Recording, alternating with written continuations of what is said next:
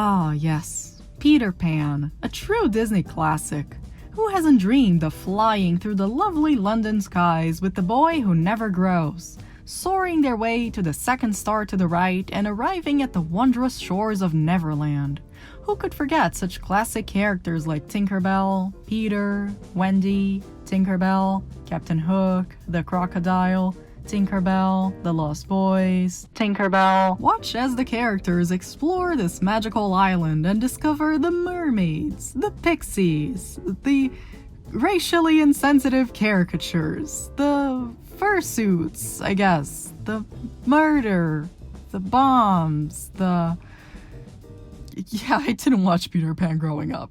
I'd heard of the story, but aside from basic cultural knowledge regarding the characters' names, I didn't really know what those characters did. I knew there was Peter, and he never grows up, and he lives in Neverland, and Tinkerbell's the best character in the movie, but that's kinda where my awareness of the classic tale stopped. Fortunately, that was all 6-year-old me needed in order to enjoy the Disney sequel movie, Return to Neverland. Now, children are great and they deserve our respect and attention, but they're also not very bright. Couple that with how easy they are to entertain and you've got yourself a goldmine in terms of movies, because a kid will sit through the most soulless of animated monstrosities and still claim it was as good as an Oscar-worthy feature. Disney caught wind of it and decided to capitalize not only on that, but also on people's nostalgia, and so they started releasing a bunch of sequels and prequels around the late 90s and early 2000s. It's not very different from what they're doing now, except now they're just remaking the exact same movie, and in those days, it was 2D. Those films are usually plagued not only with cheaper animation, but also with poorly developed stories that either fail to explore new themes or directly contradict the ones established by the original movies. There are a few examples that gained a bit of a following, but overall they are known for being not very good. Except kids don't care. I watched The Little Mermaid 2 Return to Sea a billion times as a kid and never once questioned its quality. This burden only came to haunt me when I became a wretched old hag of 20 years of age and started taking media way too seriously. And then I made a whole YouTube channel about it, and it's great and you should subscribe to it. Today, my curiosity compelled me to give Mr. Pan a chance, and also to see if the sequel movie has any value to it. Is it actually good, or just another cash grab operation? I guess we're about to find out. I want to talk about Peter Pan and the Return to Neverland. Even though I had never watched the original Disney Peter Pan movie until recently, the character has become such a cultural icon that I never felt like I was missing out. Peter Pan is a kid who never grew up and who lives in a magical land with his gang of lost boys, and everything is fun and games. The story itself can be seen as a call to stay young at heart, and to always keep some of that childhood magic with you. I think it's safe to say that this is the angle that Disney took when making their Peter Pan movie. When you get down to it, it's just a bunch of kids having a good time. The narration at the beginning tells us that the Darling kids, John, Michael, and Wendy, were very fond of the stories about Peter Pan, and that's precisely the reason why Peter chose to visit them. They fly off to Neverland, where each gets to live an adventure of their choosing. They also come across Captain Hook, a pirate who has a personal vendetta against Peter because Peter chopped off his hand and fed it to a crocodile. Like, I know I shouldn't condone vengeance, but Hook kinda has a point. They play and dance and fight around until the Darlings decide it's time to go back home. They are briefly captured by Hook, but manage to escape with the help of Peter, and they all fly back to London where the kids are reunited with their parents. With the way this story is presented, the real fun comes from just following the kids around. This whole movie is guided by an idea that it's all just a big game. The natives and the Lost Boys fight all the time, but they always let each other go at the end. Peter is always there to defeat Hook, who will always come back with a new scheme. There's no real consequence to the dangers or the conflicts that are brought up, and when the Darlings go back home, it feels a lot like they're just kids saying goodbye to their friends at the end of playtime. The fact that they managed to capture this carefree and playful feeling into an animated movie is remarkable. It's a Disney classic for a reason. So, how do you live up to almost 50 years of praise? With a movie as beloved as the original, could a sequel even have a chance of turning out good? Peter Pan is a film that is starred by kids who have no trouble believing in magic.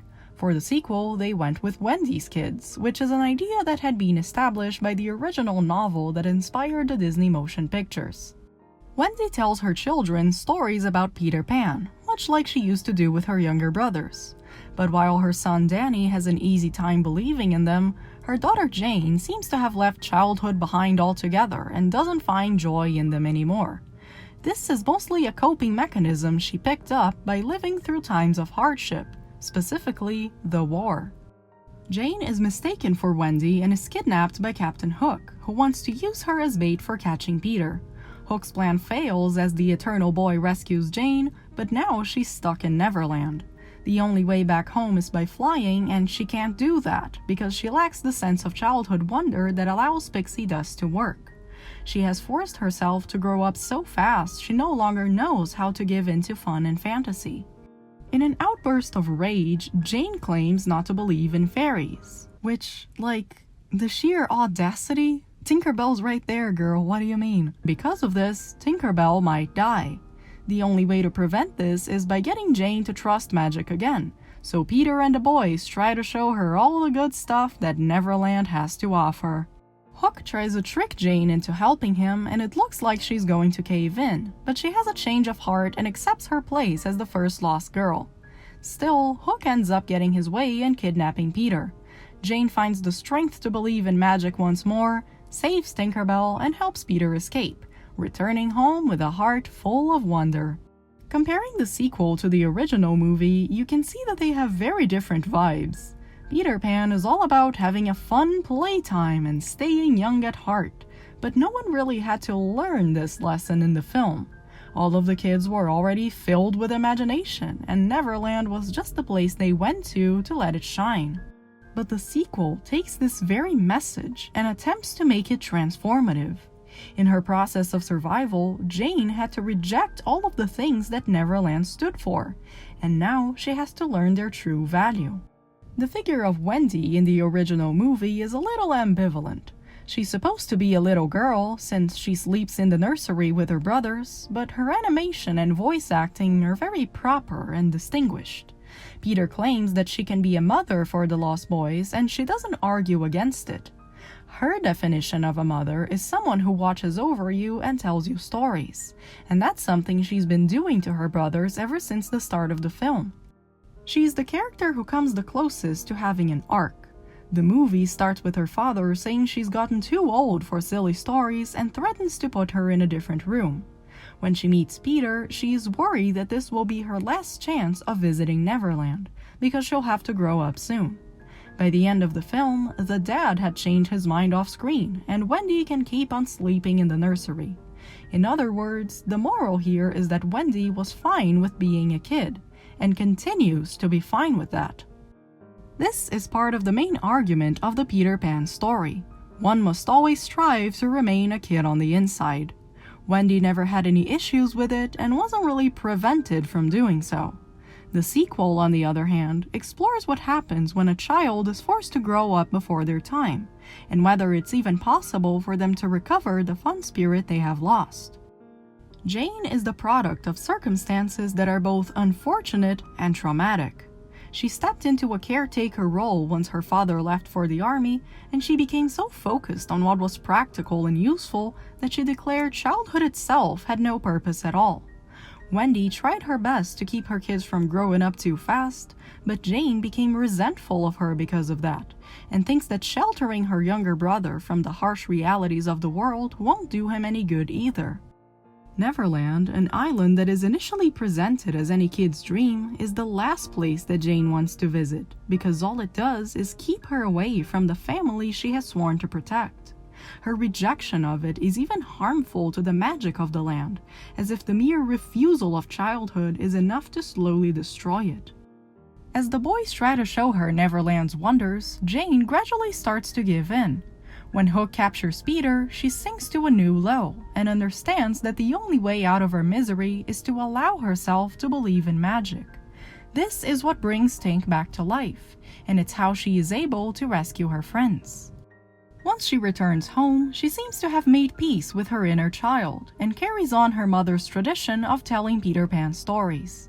She now understands the strength that comes with believing in something good, and she uses it as a new and healthier tool for survival. Return to Neverland is a story about taking the themes from the original Peter Pan movie and learning to apply them to your own situation, no matter how far from a happy ending you think you are. Allowing yourself to have fun is a choice that carries a lot of power with it, and it helps you connect with others. With that said, can we all agree that some of the stuff about the original Peter Pan did not age well? I'm not even talking about the Native American sequences here. Well, okay, I am, but it's not just that. An idea that I touched upon when talking about the original movie was how there seems to be a lack of consequence to things that happen in Neverland. Nothing has real stakes to it, because the islanders see life as just a big game. This isn't a problem when everyone's having fun, but it also ends up resulting in a lack of accountability. When Peter takes Wendy to meet the mermaids, for example, they become instantly jealous of the girl and start pushing her and trying to drag her into the water. Wendy calls for Peter's help, but he just laughs at her face, and when Wendy tries to defend herself, Peter stops her, claiming that it's just a game, even if the mermaids admit they were trying to drown her. Wendy tries to explain how attacked she felt, but the scene is cut short by the arrival of Captain Hook, and the subject is never brought up again. Except Wendy really was being attacked, just like when she was almost killed earlier when Tinkerbell told the Lost Boys to shoot her down. Peter tries to punish the pixie by banishing her, but it's clear he doesn't really mean it. Basically, any kind of misbehavior is justified by saying that it's just a prank, bro. There's also the fact that girls have just two personalities, and they're either mom or crazy jealous murderer. Almost every female character that comes across Wendy becomes so automatically filled with jealousy that they straight up try to kill her. And this girl-exclusive trait is so well known that Hook even uses it to manipulate Tink into betraying Peter. Oh yes, a jealous female can be tricked into anything. All of those things come from how Peter Pan is a product of the times, be it the elements that were lifted from the original early 1900s play, or the way in which they were incorporated into the 1950s movie. And I mention them here because I think the sequel does a really good job of addressing these issues. Tinkerbell becomes just as jealous of Jane as she did of Wendy, but she overcomes those feelings once she realizes the girl wishes her no harm, and the two of them learn to work together. The accountability thing is also dealt with when the Lost Boys get a hold of Jane's notebook, mocking it and playing with it until it is destroyed. Jane is furious at this, and Peter claims that they never meant to make her mad, but she calls him out immediately. A game is only fun if all of the people involved are okay with it, and the boys have to acknowledge the feelings of someone other than their little gang. Otherwise, Neverland sounds less like an island of childhood wonder and more like being bullied at the playground in 3rd grade. Meanwhile, the Native American thing is dealt with by removing the characters altogether, which I think is pretty telling.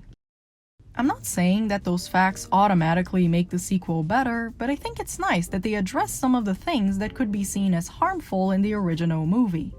Even if these changes weren't made as a deliberate choice to amend those past issues, it's still interesting to see how they are handled in different eras. The sequel is also a product of its time. Its mere existence is defined by the very specific period of Disney history when they were betting on animated companion films to their major motion pictures, and it probably wouldn't have been made otherwise. The soundtrack is also very reminiscent of the early 2000s, and it will inevitably become dated. And who knows, maybe in another 50 years we'll talk about things that happened in this movie that were okay for when it was made, but that seem absurdly insensitive by future standards. And perhaps we'll even have more Disney adaptations that attempt to fix it. The very tale of Peter Pan can be interpreted in different ways. It can be seen as a request to keep your spirits young, but it can also be used to explore the question of what it means to remain a kid forever, with all of its good and bad consequences. It has been retold, reimagined, and reanimated in countless different manners, from the most faithful to the most outlandish adaptations, and each of them will carry traces of the people and the age that led them to being produced. The Disney version is no different, be it the original movie or the sequel, and because of this, context actually matters. When the company decided to make a bunch of sequels, most of them were not very well made. The animation was usually downgraded, some of them were just rejected TV series episodes, and most of them were made to be sold directly on video. Return to Neverland was one of the very few that gained a theatrical release. It didn't get much praise from the critics, but it performed relatively well on sales, which, let's face it, had been the goal from the start. But for what it's worth, I think they did a wonderful job with the material they've been given. Return to Neverland is a movie that takes the themes from its original counterpart and expands on them, remaining faithful to the characters and bringing in enough new elements to create an engaging and touching narrative. Even if my own opinion is blinded by nostalgia, it seems oddly fitting for a movie that tells me to never let go of the childish things that bring me joy. If the original Peter Pan film offers us a fun and playful time, its sequel dares to imagine how we can take this light-hearted adventure and use it to our advantage, learning to accept the wonder that we are oftentimes forced to grow out of. This is a tale that has stuck with us for over a century, and there's plenty of reason to assume we will continue to carry it in our hearts. Thank you for watching.